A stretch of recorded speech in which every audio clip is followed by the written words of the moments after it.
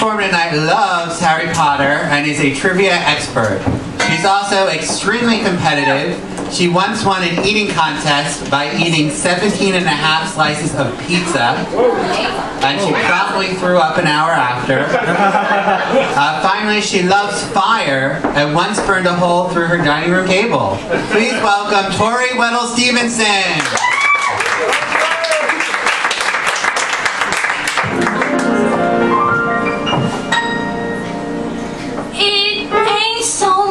A question of not knowing what to do. I know what's right and wrong since I've been 10. I heard a lot of stories, and I reckon they are true, about how girls are put upon by men. I know I mustn't fall into the pit, but when I'm with the feller, I forget. Cain't say no, I'm in a terrible fix. I always say, come on, let's go, just when I ought to say nix. When a person tries to kiss a girl, I know she ought to give his face a smack.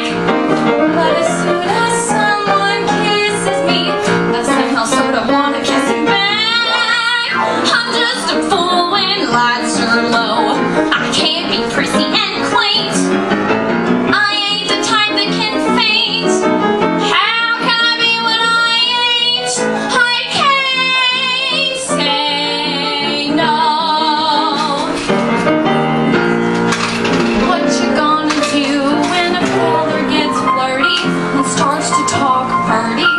What you gonna do?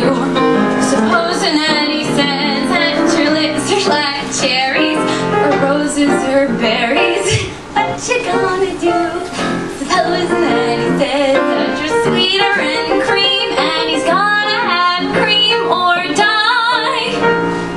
What you gonna do when he talks that way? Spit in his eye? I'm just a girl who can't say no. Say it at all. I hate to disappoint a beau when he is paying a call. For a while I act refined and cool, sitting on the velveteen settee. Then I think of that old golden rule and to pray what he would do for me. I can't resist a Romeo in a sombrero and chaps. Soon as I sit on their laps, something inside of me snaps. I can't say no.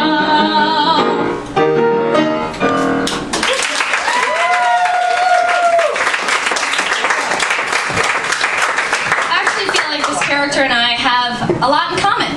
I imagine transferring from a tiny private all-girls school to a 2,000 student public co-ed high school probably felt similar to how she felt when the boob fairy visited her overnight.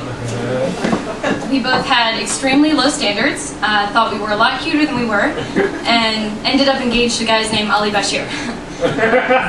Just kidding, there's no one by that name in Texas. In my defense, I never had sex ed, so I got most of the birds and the bees talk through awkward silences with my friends. By about 14, I learned to stop asking questions and Google it. Fortunately, I managed to snag one of the 4 straight guys in my musical theater school, and he doesn't seem to mind that I can't say no. Like my mom always says, before you find Prince Charming, you gotta kiss a lot of toads. Except for me, they were more like glittery, closeted homosexual toads. I learned a lot from those experiences, though. Like, it's a bad sign when your boyfriend knows every line to define gravity.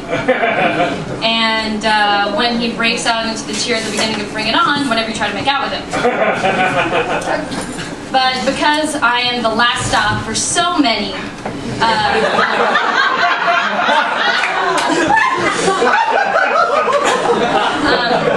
those breakups were actually pretty painless.